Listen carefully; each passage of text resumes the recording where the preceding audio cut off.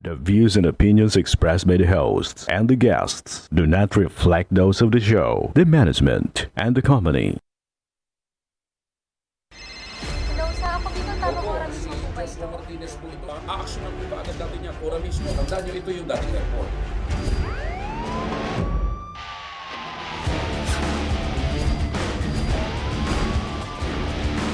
Hoy.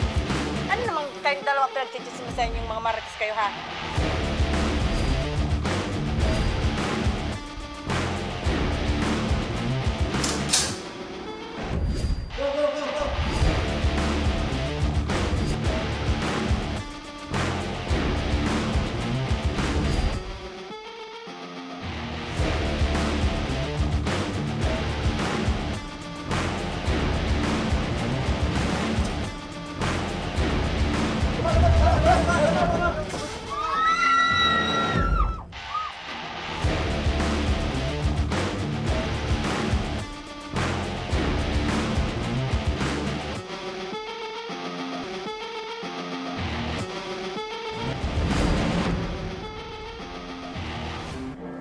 Magandang hapon sa inyong mga ka-aksyon. Live na live po tayo ngayong araw ng Miyerkules at tuloy-tuloy ang ating pagbibigay ng serbisyo publiko. At live din tayong napapakinggan sa 90.3 Radyo Oragon Sorsogon, 88.3 sa Catanduanes, 90.7 Legazpi City at live na rin tayong napapanood sa ating YouTube account. Napapanood na rin tayo sa Congress TV tuwing alas 7 hanggang alas 8 ng gabi. Mula Lunes hanggang Biyernes sa Congress TV, Digital Channel 15 sa Metro Manila, Channel 17.2 naman sa Albay at Camarines Sur, Channel 10 sa Masbate, at Channel 62 sa GMA for the Box. Umpisa na natin ang ating tabang ora mismo. Itong mga kaaksyon sa ating tabang medikal. Pigsasahitan ng 9 na taong gulang na batang babae na si Micaela Morete. Naging dahilan umano ng pagkakaroon niya ng sakit sa buto. Hinaing ng kanyang ina na si Maylene Morete. Problemado sila sa bayarin sa ospital dahil sa lumalalang sakit ng kanyang anak. At makakausap natin si Ma'am Maylene. Magandang hapon po, Ma'am Maylene.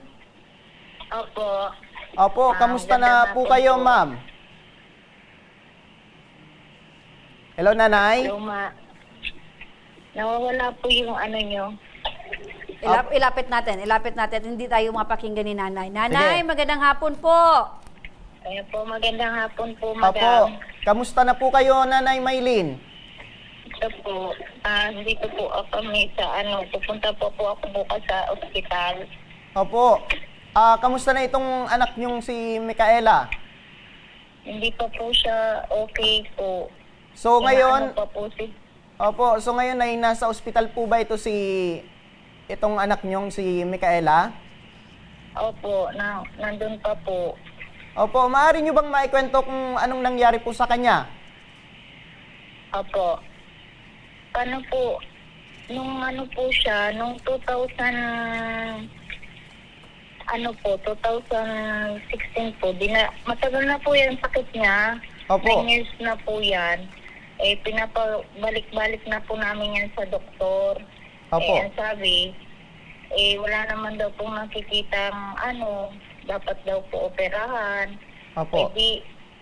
Ang ginawa ko po ngayon, dinala ko po siya sa private, sa Daraga Hospital po. Doon ko po siya pinalaboratory, tsaka doon ko po siya pinatignan po sa doktor. Yun po, nakita po namin yung resulta na umabot na daw po sa buto. Kaya dinala po namin siya doon. Kaso po, hiningaan nga po kami ng malaking halaga. Wala naman po kami pampa-opera Opo. na ganong kalaki po. Kaya nilipat po namin siya sa BRPTH.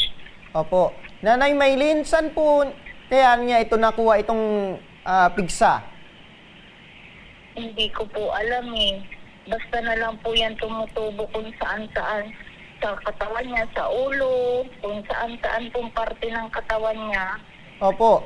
At sa pagkakala, ma'am, na normal lang po itong pigsa na tumubo sa anak nyo, ay napabayaan po ito hanggang sa lumala po itong kalagayan po ng iyong anak.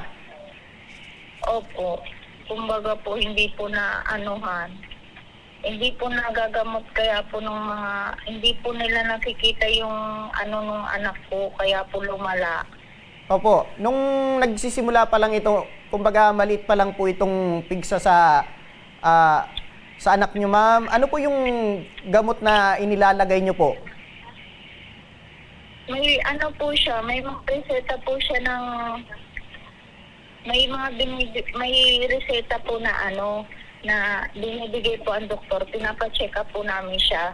Pag binibigay po ng doktor, di humuhupa po, tapos bumabalik po. Bumabalik.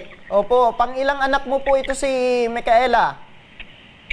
Bali po, pangatlo po sana yan. Yung pangalawa po kaya, nakunan po ako. Opo. Bali po, yan. Pangalawa po ngayon. Opo, ito po bang si Micaela ay nag-aral po ba? Opo, sa SPED po. Opo. Nanay Maylin, magandang kaso hapon po.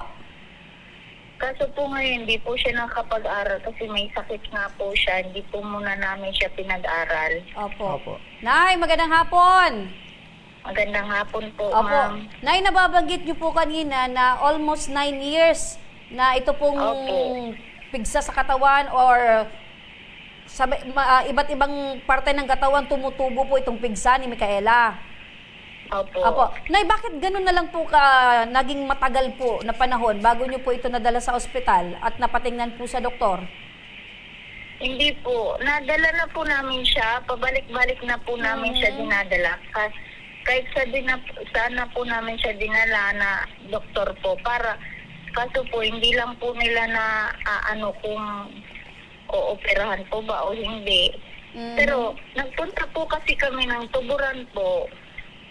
Ang sabi daw po sa amin, kailangan daw po yun operahan. Ngayon, bumalik daw po kami sa BRT. Sabihin daw po namin, doon daw po namin, kailangan daw po operahan yun, linisan. Okay. Pero naikumpirmado po na ang sabi po ng doktor ay ito ay simpleng pigsa lamang. Hindi, wala naman pong sinabi. Okay. So, ibig sabihin po niya, lang Nay, sila. opo, Kung ibig bakit sabihin po, pabalik-balik daw po. ibig sabihin kayo Ayan. mismo din po ay hindi niyo po alam kung ito po ay talagang pigsa or kailangan pong mag-undergo ng laboratories ito pong anak po ninyo. Opo. Okay. Ngayon, sabi po nung doktor po, nakahapon, ano daw po nila, ano daw po yung anak ko, papatulogin. Kasi titignan daw po kung ano daw pong bakterya daw po yan. So, Okay. operahan daw po nila. Nanay Maylin, medyo curious lang po ako, no? Kasi sabi mo, marami pong pigsang tumutubo sa iba't ibang parte ng katawan. Kung inyo pong susumahin or i-describe po sa amin, sa mukha po niya, madami po ba yung tumubong pigsa? Saan na parte po ng katawan talagang marami pong tumubong pigsa sa kanya? Nung ano po pa siya, nung baby, sa mga ulo, pero humuhupa po. Pero ito pong nasa hita po ang hindi. Ayun. So sa may parting hita po, nandoon po yung marami pong tumubong pigsa. Isa lang po siya, madam. Malaki po siya eh. Sinend ko po. Ah, okay. Pero hindi po naaano yung nana. Mhm. Lumalaki po yung Opo. butas niya po baga. Opo. Yung parang kinakain po yung laman ng hita niya, na lumiliit na po yung hita niya. Okay. Kung kayo po yung tatanungin ko, Nay, sa tingin niyo po, pigsa po ito or parang ibang klaseng sakit na po meron yung anak po ninyo? Amo po ang naisip ko po. Ayun. Kailan po po? Hindi pa po na... Opo. Nay, nababanggit niyo na sa ospital po itong si Micaela. Opo. Kailan pa po siya na-admit? Diyan po, sa BR lang po. Opo. Kailan pa po, Nay? Nung Webes po, 1 week na po ngayong bukas po. Opo. So, medyo lumalaki na po ang gastusin sa ospital. Tama po, Nay? Opo. Opo. Ano po yung trabaho ni Yung Mister? Opo. Tapos tinignan pa po yung sa puso po niya. So aside po nitong bukol or na tumutubo po sa kanyang mga parte ng katawan, meron din po siyang iniindang sakit sa puso. Meron din pong butas po. Ngayon, sabi po ng doktor sa amin, nung doktor po kahapon, kung gusto niyo anyan tumagal ang anak niyo, makasama niyo pa, kailangan niyo yung painumin ng gamot. Ayun, so... Kasi 2019 pa po kasi namin siya napatignan sa puso, kailangan din daw pong ulitin kasi kakamustahin. Hindi naman po namin siya nadadala. Private po baga ang heart dun kay Esteves. Opo.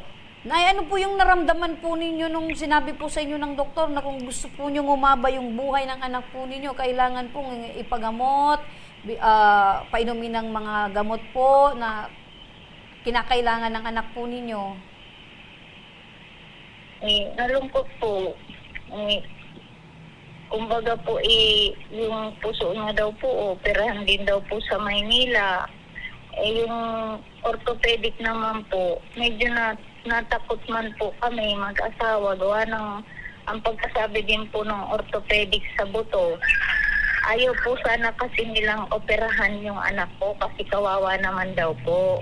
Ang iniiwasan daw po nila kasi yung anesthesia daw po na ituturok, magkakaroon daw pong implikasyon. Kumbaga, meron din daw pong hindi na nagigising, kung hindi kayanin, yung anesthesia daw po. Opo. So, marami pong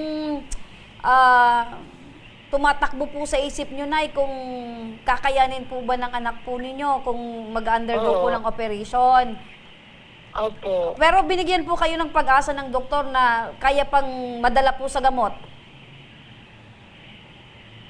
Hindi, ano po yan, sabi po sa akin ng doktor talaga, hindi na daw po yun madadala ng gamot. Bali talaga, kailangan daw po yun kayo rin, linisin daw po yung buto. Kasi pag hindi daw po yun na magalala, pwede daw po yun maputol. Opo. So, ngayon, Nay, the reason why nasa ospital po yung anak po ninyo dahil doon po sa yung bukol niya sa hita. Ngayon, Nay, matanong ko lang po, ano po yung trabaho ni Mister? Ano po siya? So, labor po. Isa Kaso po wala labor. po siya, hindi siya nakakatrabaho Laborer po. kasi wala po. Opo. On-call po bang laborer po, Nay? Po? On-call po si Mister? Hindi. Construction po.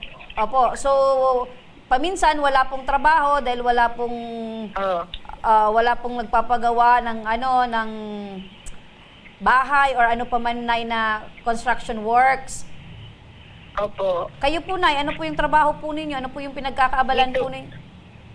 Ano po? Dito lang po ako sa bahay. Nag-alaga po ng mga anak ko po. May maliit pa po kasi ako Opo. May So, isang si taon Mister po. ay isang construction worker. Kumusta po na yung kita ni Mister? Sapat din po ba sa pang-araw-araw po ninyong pangangailangan? Kulang man po, pero nag-extra mo naman po siya sa pagka walang nag-extra siya. Opo. Nakakabayad man po sa mga utang-utang, pero kulang man din po. Opo. Pero nakakaano po kami. Opo, Nanay Maylin, maitanong ko lang Nanay Maylin, sa pagkakaalam nyo po, ito po bang anak nyo lang ang nagkaroon ng ganitong sakit? Or meron pong history sa mga kapamilya nyo po, ma'am? Wala po, yan lang po. Opo, at ngayon, ma'am, ay lumapit ka sa aming program. Ano po yung ninanais mo ngayon? Ayun nga po, yung tulong sana po pang sa amin, yung pagpapagamot po ng anak ko. Opo, sige ma'am, Ma'am Maylin, standby ka lang, para sa agarang pagtugon sa pangangailangang medikal. Makakausap natin si Ma'am LV Sedeño, ang coordinator ng Ako Bicol Party List. Magandang hapon, Ma'am LV. Yes, good afternoon. Opo, Ma'am LV, meron na naman po tayong kababayan na nangangailangan po ng tulong medikal. Ano po ang maaring or asahan po na tulong mula sa Ako Bicol Party List? Admitted po ba rin yung pasyente ni nanay dito sa amin? Opo. Okay, ganito po ang gagawin natin ha. Meron pong social worker na nag-a-assist sa kanilang ward. I-interview po sa social worker, baka may refer sila sa food assistance. And Apo. then, kung may bill na po, dalhin lang po sa atin dito sa table 4, ako Bicol Desk. Tutulungan po natin si nanay sa abot ng ating mga kaya para wala silang babayaran sa ospital. Opo, ano? Kailangan po operahan yung bata at dito rin yung gagawin sa atin. Nasagutin pa rin po natin yung operasyon. Opo. So sagot po, in case po Ma'am LV na mag-undergo po ito ng operation, ay sagot na po ng Ako Bicol Party List. Yes po, basta ito rin po gagawin sa atin sa BRSMC, ha? If ever man po nagagawin sa Maynila, meron din naman po tayong kapartner doon sa Maynila. Meron din naman mga social workers doon na mag-a-assist kila nanay. Opo. So ano yung magiging proseso po nito Ma'am LV para matanggap po itong tulong mula sa Ako Bicol Party List? Punta na po ako din ng nanay sa table 4 para ma-assist siya. May guide po ano dapat yung gawin. Ano yung requirements na kailangan niya i-comply sa amin. Opo. At ma'am, how about naman yung mga gamot? Sinasabi ni Ma'am Maylene na kinakailangan daw po ng gamot na iniinom itong si anak niyang si Micaela. Ano po yung maitutulong po ng Ako Bicol? Ito yung gamot dito sa atin sa pharmacy. Ibigay po natin ng libre. Ayun. Ayun. Opo. Kasi, Miss LB, malaki ata yung ibinigay na pag-asa ng doktor dito kay nanay na madadala pa sa gamutan. Itong sakit ni Micaela. Dito sa amin sa table 4, Ma'am Remy and Sir, para po may guide ko ng tama kung may kailangan natin i-refer dito sa social workers ng DSWD para pabili ng gamot. Siyempre, wala dito sa atin yung gamot. At paano pwede natin may tulong sa kanya? Kapag din nila po siya dito sa atin sa table 4. Okay, so maraming salamat, Miss LB Sedeño ng Ako Bicol Party List. Maraming salamat. Balikan natin, partner, etong si Nanay Maylene. Nanay Maylene? Apo. Nanay, napakinggan niyo po itong si Miss LB ng Ako Bicol Party List na lahat po ng kakailanganin ng inyo pong anak. Basta dyan po sa BRHMC ay sasagutin na po ng Ako Bicol Party List, including eto pong mga gamot na kakailanganin po ng inyo pong anak. Ano po yung masasabi niyo po, Nay? Papasalamat po ako kay ma'am dahil natugunan niya po yung mga pangailangan namin. Apo, kumusta din po na yung pakiramdam po ninyo ngayon? Maginhawa na po. Ayun. Yun ang pinaka-importante, nanay, yung bigat po dyan na nararamdaman ninyo dahil hindi nyo po alam kung saan po kayo kukuha ng pera para po pambili ng gamot at yung pangbayad po sa ospital. Ito po, sa tulong po ng Ako Bicol Party List ay sagot na po ng Ako Bicol yung inyo pong alalahanin po, nanay. Salamat po, ma'am. Opo, sabayan nyo lang po, Nay, ng panalangin na tuluyan na pong gumaling ito pong inyong anak. Maraming salamat po at Opo. wag po kayong mag-alala, Nay. Salamat. Meron po kaming team na susubaybay po sa inyo at aalalay sa inyo hanggat kayo po ay makalabas po ng ospital. Ito pong anak po ninyong si Micaela. Maraming salamat po, Nay, sa inyo pong tiwala sa Ako Bicol Tabang Ora mismo at din sa po, Ako Bicol ma'am, Party sa List. inyo. Maraming salamat Thank you po. po ng marami. Opo. Ayun, partner, sa tagal natin pag-host dito, ano yung nararamdaman mo na yung mga kagaya ni Nanay Maylene na talagang nangangailangang medikal ay natutugunan ng Ako Bicol Party Alam mo, List? partner, buhay na patunay tayo na talagang yung Ako Bicol Party List simula pa noon hanggang sa ngayon, partner, ay talagang naandyan, tumulong, magbigay ng pag-asa sa ating mga kababayan. Iba't ibang programa ang meron ng Ako Bicol Party List na talagang hanggang sa ngayon ay napapakinabangan yung mga programa, proyekto at talagang naandyan kaagapay sa anumang hamon ng buhay. Tama yan, partner. At kumbaga, nabibigyan ng pag-asa. Correct. Kaya maraming salamat sa Ako Bicol Party List. Yan. Mabuhay po kayo.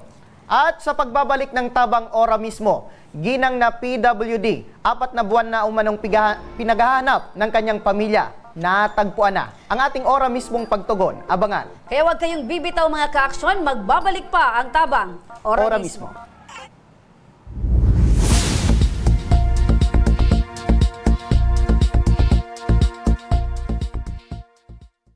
Marahin aldaw sa Indogabos. Ang aldaw na ini ay para sa Indo, para sa tuyang mga kababayang Bicolano na nangangaipuhan kan kalinga, asin manlain-lain na medikal na serbisyo. Ini po ang sa tuyang dalan para makapaghatod kan serbisyo maski guraano ini karayo o karani ang sa indong kinamumugtakan. Ang Tarabangan Caravan ay sarupong inisyatibo kan Ako Bicol Party List. Naigwang layunin na darahon ang serbisyo medikal as in dental direkta sa saindong mga komunidad. Aram po niya to na daigabos may kakayahan o pagkakataon na makaduman sa ospital o klinika. Kaya't kami na po ang nagrarani sa Indo. Kaibahan ang matitibay na doktor, dentista, medical personnel, as in mga volunteer kan Ako Bicol Party List. Libre po gabos ang serbisyo medikal, dental, laboratory, as in mga bulong. Wala po kamo na dapat ihadit sa gastusin taini ay para sa indong kalusugan. Kaiba taman po ang satuyang programa ang libreng gupit as in masahe para sa satuyang mga kababayan. Maliban digdi, may local recruitment activity man kitangunyan. Ini po sarong biyaya para sa satuyang mga kababayan na nag-aanap kitrabaho. Sana po ay makatabang ini sa Indo. Tangani, makaanap ki mga bagong oportunidad para sa saindong pamilya. Mga kababayan, buya ko pong ipaabot sa Indo na ang Ako Bicol Party List permi yaon para sa Indo. Sadto ngunyan asin sa maabot. Kami po ay padagos paglilingkod sa bawat Bicolano. Kami po ay nagpapasalamat sa saindong padagos na suporta. Habang yaon ang suporta kan kada Bicolano sa Ako Bicol Party List, padagos po niya to dadarahon ang mga programa na direktang nakakapiktar asin nakakatabang sa saindong gabos.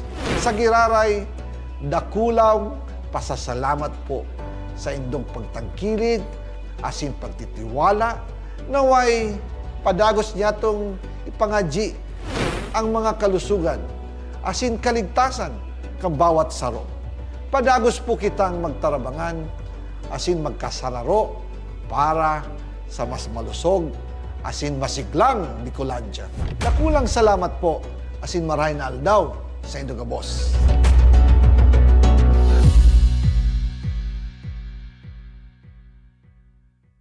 Daan-daan na po ang mga nakapagtapos at may mga kanya-kanya ng propesyon. Sa kanilang pagpupunyagi, walang masidlan ang kanilang mga ngiti. Yun at sa Gabos, nagpapasalamat po ako sa AKB.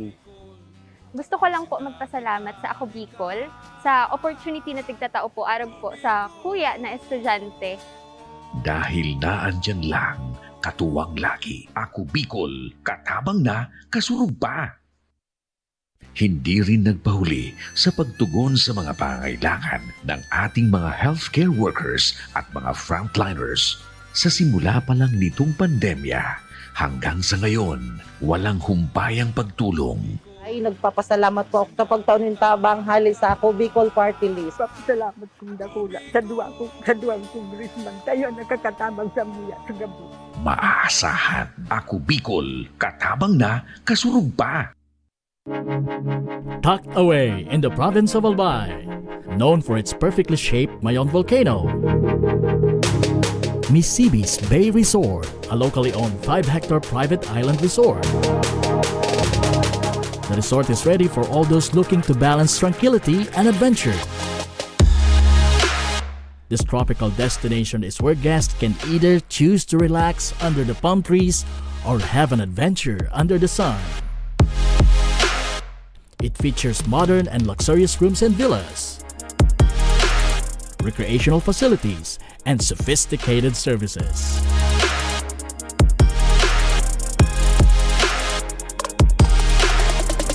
Come and experience Misibis Bay Resort, your tropical island getaway.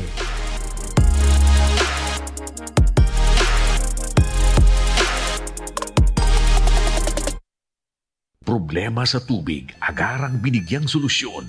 Nagpatayo ng mga solar-powered water supply system sa mga liblib na lugar. Libre, malinis at maaasahang supply ng tubig 24/7. Ako lang ng pagpapasalamat niya mo. Dahil may ikamalilingan habang kami nabubuhay. Nakulaon nining tabang para sa gabos na tao digdig.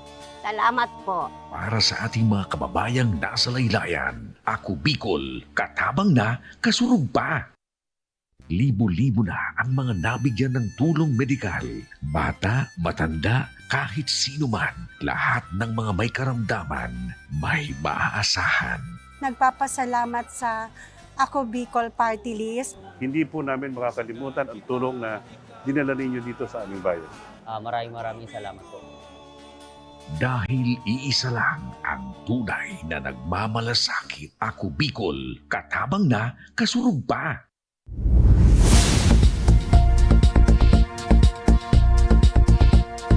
Nagbabalik mga ka-aksyon ang tabang ora mismo. Eto mga ka-aksyon, noong ika-23 ng Mayo, lumapit sa atin ang isang ginang mula sa Daraga Albay upang siya ay manawagan na mahanap ang kanyang bunsong kapatid na persons with disability. At sa kabutihang palad, siya ay nahanap na. Kung paano, panoorin po natin ito.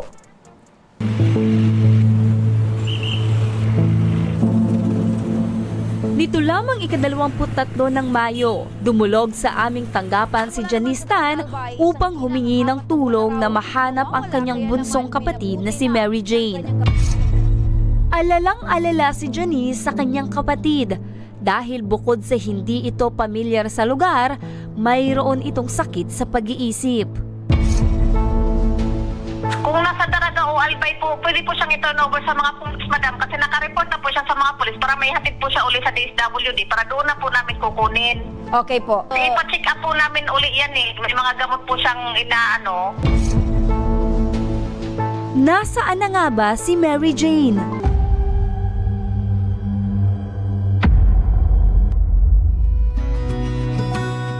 Makalipas lamang ng ilang araw, nakatanggap ang aming programa ng isang mensahe galing sa isang concerned citizen. Kung inyong naaalala, nitong nagdaang Biyernes lamang, ika-23 ng Mayo, dumulog sa ating programa si Janice Tan upang manawagan sa kanyang kapatid na 4 na buwan na raw nawawala at hindi nila mahagilap. At kanina lamang umaga, tayo ay agad nakatanggap ng update mula sa isang concerned citizen na si Lani Hubilla. Sa labas po mismo ma'am ng barangay hall po namin sa Padang.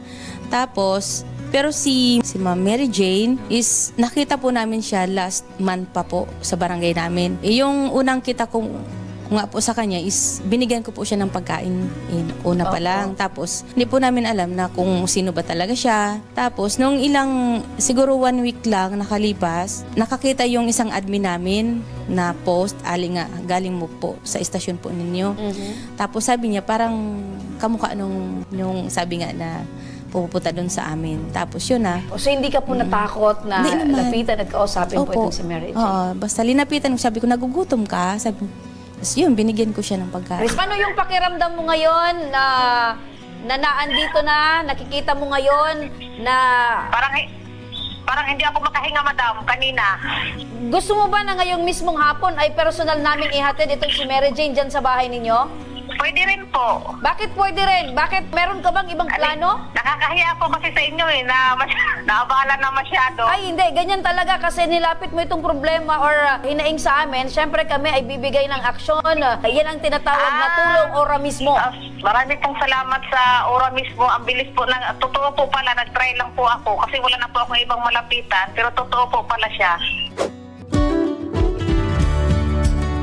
Bit-bit ang mga sakong dala-dala. Agad naming inahatid pa uwi si Mary Jane sa kanyang bahay sa Anislag, Daraga, Albay.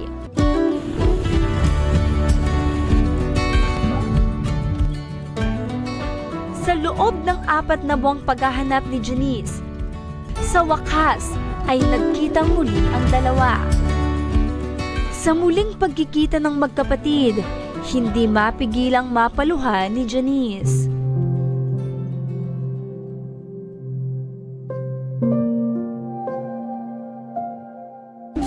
Ganyan talaga yan sa daw doon sa amin. Pero hindi ko naman alam na ganyan ang ginagawa niya. Kasi ang sabi ng ate namin, magpakasyon lang daw siya dito. Tapos, nung umalis siya nung una, sinabi ko doon sa amin, sabi ng mga pinsan ko, ganyan daw talaga ang ginagawa. Sabi ko sa ate ko, bakit ano mo sa akin dito na ganyan naman pala ang ginagawa niya doon. Baka daw mabago ko, baka daw maano ko. Hindi ako tuloy ngayon anak ko. Yung pangalawan na po niya yan, madam. Nag-aaway-aaway na kami magkapatid para na ako masiraan ng ulo. Eh sabi ko, tag-ulan na kailangan ko na siyang makita. Kung saan siya natutulog, kung kumakain pa ba siya. Saan ka natutulog? Pagkain mo. Umuwi. Gusto mo na umuwi sa Davao? Ako, Jen?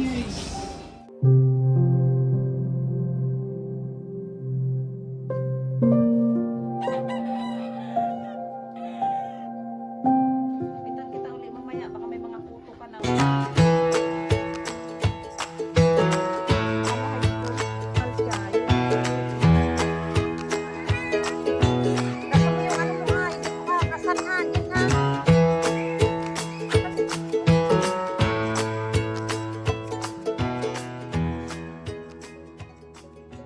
May nalaman ka po bang kwento kung bakit naging ganyan si Joy makalipas yung 3 buwan ng pagkawala? Ang sabi daw sa nung pinagamot siya ng tita ko, ang sabi sa akin, nag-drugs daw siya. Inject daw ang ginamit sa kanya.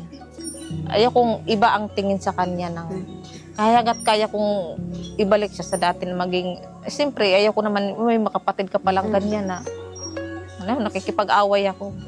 Problema, hindi ko man iniisip yun. Ang nasa ko lang na makita siya, okay na ako. Makalipas ang ilang araw, naghanda na rin ang Team Tabang Ora mismo na mabigyan ng konting kasiyahan ang magkapatid.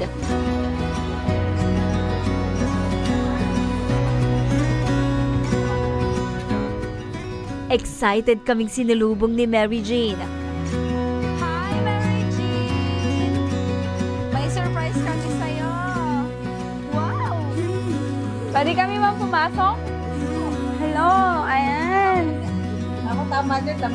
Ay, sulat yan dito walang makalendar. Hindi ko kasi alam na pagkakalang ko, birthday niya. Birthday ako na 13 pala. This 13 ang birthday niya. June 13. Ayan o, dami namin dala. Ayan o. Wow! Dali, open mo. Halika dito ka sa gitna. Buksan mo, dali. Upo ka dun. Upo ka, dali. Buksan mo, ipakita mo sa amin. Kitang-kita kay Mary Jane ang saya nang buksan niya ang aming sorpresa. Yan, ipakita mo, dali. Huwag kayong kasali. Ano, Nino? Ayan o, paborito mo yan eh, sabi ni ate mo. Sa'yo madali.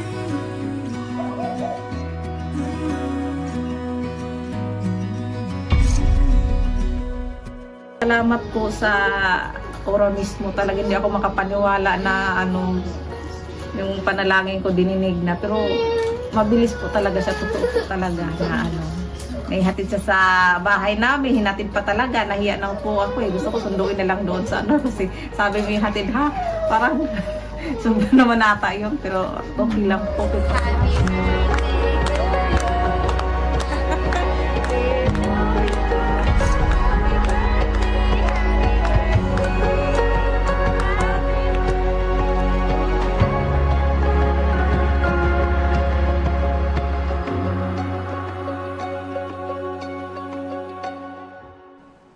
Ayun, partner, hindi lang tayo masaya dahil natagpuan na ito, kundi dahil kasama niya na ngayon ang kanyang pamilya, ang kanyang kapatid. At kitang-kita naman, partner, di ba, sa kanilang mukha na talagang nandun yung sobrang saya.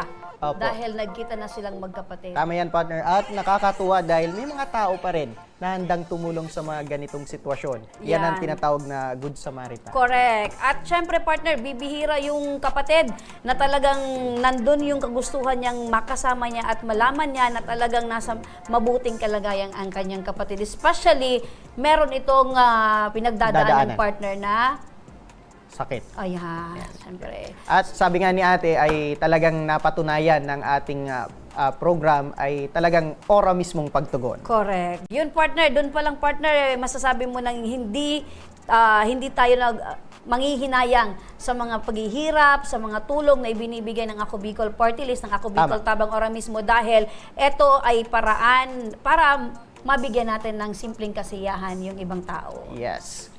Yan. At para sa ating tabang weather update, partner, alamin natin ang kalagayan ng ating panahon dahil tayo ay nakakaranas ngayon ng pag-ulan dahil yan sa bagong low pressure area na namumuo sa Philippine Sea na ngayon ay nakakaapekto sa Bicol Region.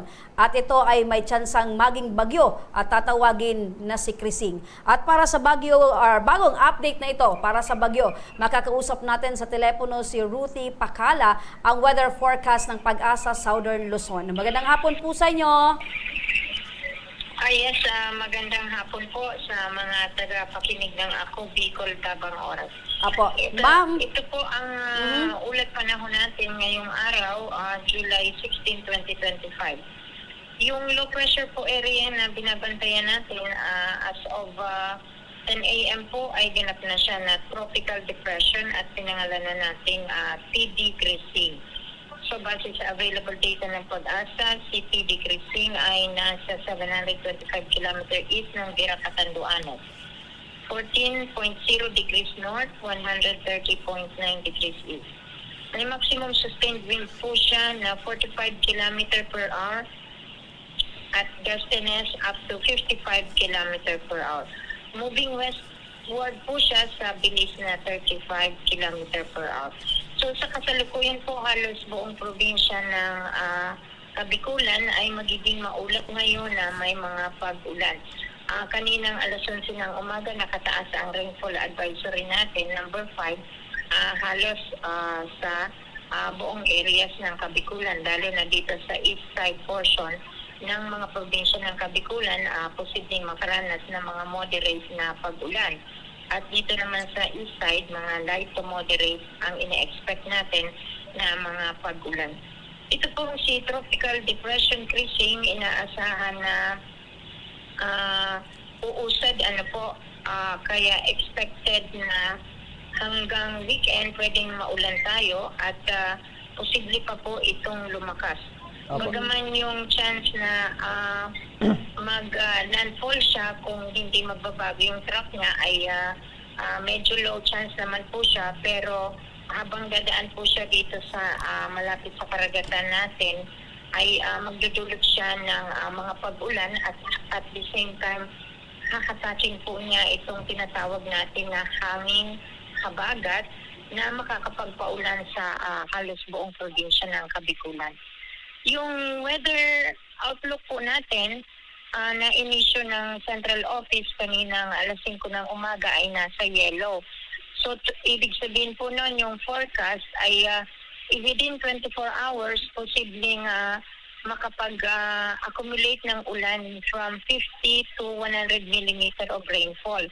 Lalo na po sa mga areas ng Catanduanes at dito sa east side ng Camarines Sur. Bagaman, ito'y binabackupan natin ng 3-hour lead na rainfall advisory natin. So mamaya po i-update natin yung rainfall advisory ng 2 a.m. So sa ngayon, maulap tayo at may mga pag-ulan-ulan. So if ever po na magsisigi-sigi ang pag-ulan na gawa nitong si TD Krising at hanging habagat, keep updated na lang po tayo sa ini-issue ni Pag-asa Southern Luzon na rainfall advisory. Ma'am, ito po ba na pag-uulan po dito po sa Bicol Region ay pinagbabawalan na rin pong na magpalaot ito pong mga maliliit na sasakyang pangdagat? Come again po, ma'am. Medyo choppy-choppy po sa NQ, ma'am. Opo, sa panahon po ito, sa oras po ito na, ma'am, ay pinagbabawalan na rin po itong mga sasakyang pandagat, especially ito pong mga maliliit? Yes po, gawa na po ito ng TD Krising, gawa ng papalapit na siya, no? May posibilidad na magkaroon tayo ng signal lalo dito sa may bandang Catanduanes kasi siya yung pinakamalapit sa karagatan. Na number 1, baka ngayong gabi or bukas ng maaga. At baka upgrade siya from tropical depression to tropical storm na pwedeng malapit pa rin siya sa karagatan ng Kabikulan. Opo. So antabay po tayo lalo na dito sa probinsya ng Catanduanes at maging sa bahagi ng Camarines Norte at Camarines Sur din po. Opo, so ibig sabihin Ma'am Ruth ay meron ng nakabanderang gale warning sa mga karagatan po dito sa, especially dyan po sa Catanduanes. Pag may bagyo po kasi sir, expected na po yan na ang alon sa karagatan ay strong to gale force po yan pag may bagyo. So usually kasi ngayon may bulletin na tayo pero wala pa namang signal. So baka mamaya pong gabi or madaling araw magka-signal tayo. Opo. So, kailan po, ma'am, inaasahan po na lalabas po ng Philippine Area of Responsibility o ito pong Tropical Depression Crising? Inaasahan po ito na possible pang lumakas, at pwede siyang maglandfall dito sa extreme northern Luzon, westward, mga more or less by, so over the weekend, posible pa tayong maulan, pero mga bandang Sabado, malayo na po siya sa Kabikulan, pero baka magdulot pa siya ng pag-ulan, gawa ng habagat, hatakin niya itong habagat, pero nasa northern Luzon na itong si Crising, at mga July 21, Monday po yan ay posible na, or July 20, lumabas na siya dito sa boundary ng Philippine Area of Responsibility dito sa bandang northwest po. Opo. So, sa mga panahon na katulad po nito, Ma'am Ruth, ano po yung maipapayo po ninyo sa ating mga tagapanood, tagapakinig, para po maging handa po sila lagi, lalo na ngayong meron po tayong binabantayang sama ng panahon?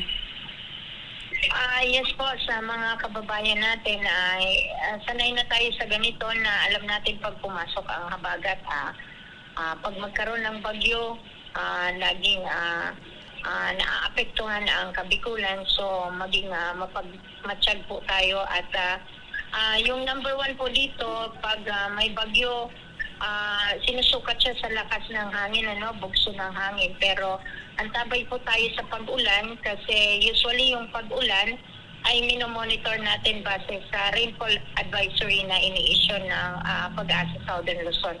So pag nagkaroon po ng heavy rainfall issuance ang Pag-asa Southern Luzon, yung may color code na yellow, orange to red, antabay po tayo kasi yung mga LGU kinauukulan natin, alam po nila kung kailan babahain ang lugar natin.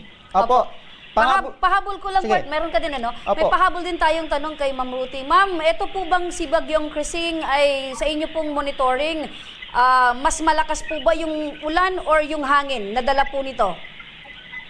So hindi natin masasabi yan sa ngayon, Madam, kaya ang updating natin ng rainfall advisory ay 3 hourly. Kasi ito pong 3 hourly na ito yung kinukuha natin ng mga datos doon sa bawat istasyon ng Pag-asa. Opo. Kung lalakas pa or hindi. So mahirap pong i-determine ang dala ng ulan ng isang bagyo locally, yung epekto niya. Although po, minsan makikita natin, minsan nauunahan tayo ng mga netizens sa social media na pulang-pula sa satellite, katulad niyo ang pulang-pula, pero ang surface natin ay light to moderate rains lang. Kaya kailangan po yung validation natin ay dito po magpo-fall sa rainfall advisory na ini-issue ni Pag-asa Southern Luzon. Opo, maliban po dito, Ma'am Ruthie, na binabantayan po natin na LPA, meron pa po ba tayong binabantayan sa labas ng PAR na sama ng panahon?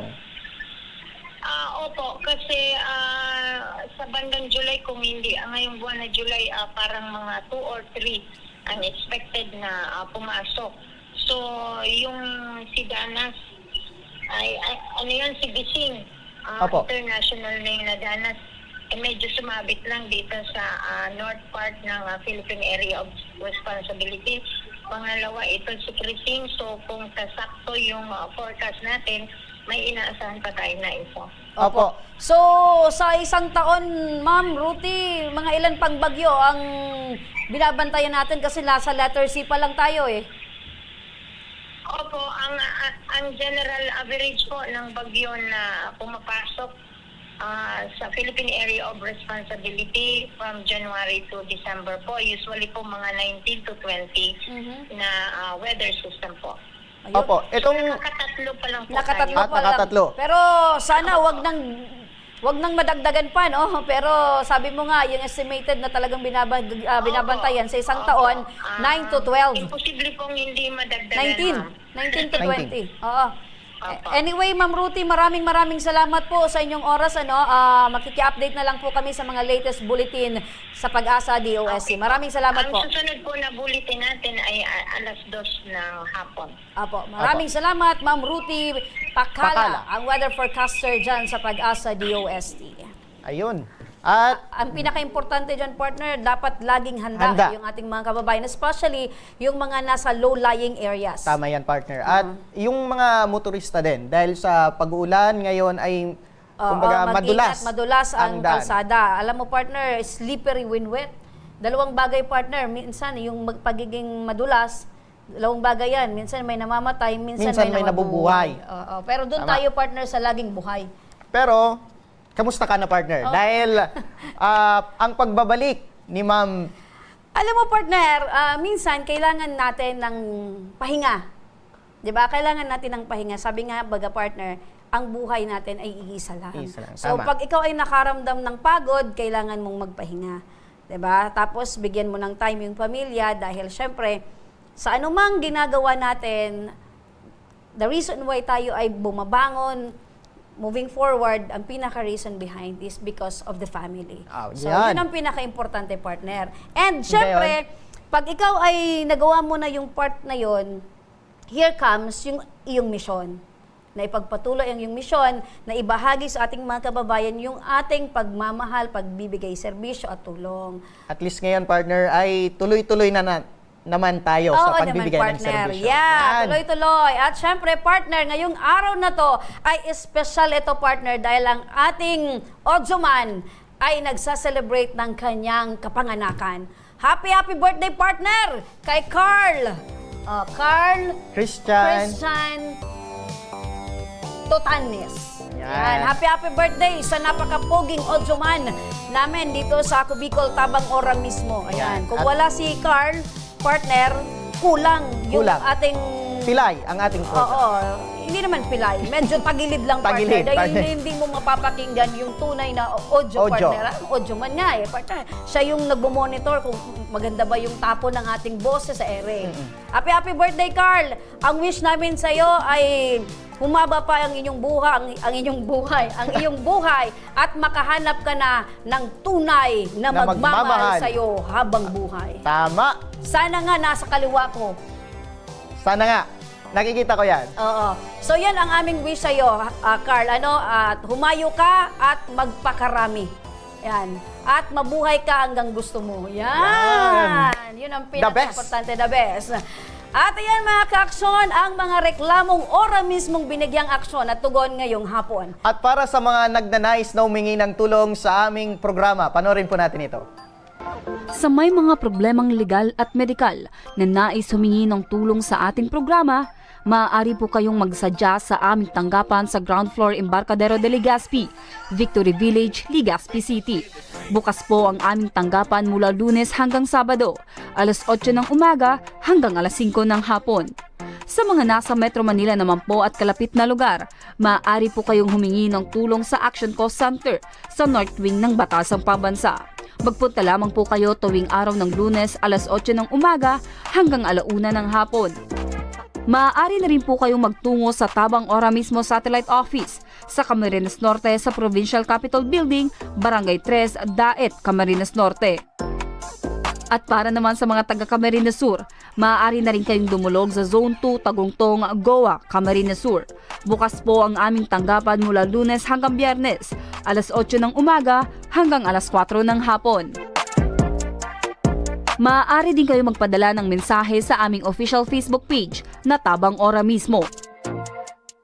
kahit anong reklamo ay amin pong tinatanggap. Huwag niyo rin pong kalimutang i-follow ang aming mga official social media account sa aming Facebook account, YouTube at TikTok account. Tabang Ora Mismo. Action po patuloy na magsisilbi. Action po sa mga Hanggang bukas mga ka-aksyon, sama-sama pa rin nating aksyonan ang mga problemang medikal at legal. Ako si Remy Araneta Mindones. Ito ang programang May Paninindigan, tutugon sa inyong pangangailangan. Ako naman po, si Nomer Corporal. At ito ang Tabang Ora Mismo. Magandang hapon at salamat sa muli. Ito ang Tabang Ora Mismo. action ko lahat ay dadamayan. Noon at ngayon tayo'y sinamahan. Action ko patuloy na magsisilbi. Action po sa mga nangangailangan. Action po lahat ay dadamayan. Noon at ngayon tayo'y sinamahan. Action ko patuloy na magsisilbi. Isang masipag na pilantropo, sa hirap at ginawa kasama mo. Malapit ang puso sa mga natutulungan, may aksyon lagi sa nangangailangan ng idol nating congressman. Marami nagawa sa Kabikolan, ang ako Bicol sa pamumuno ni Kong Zaldico. Action ko!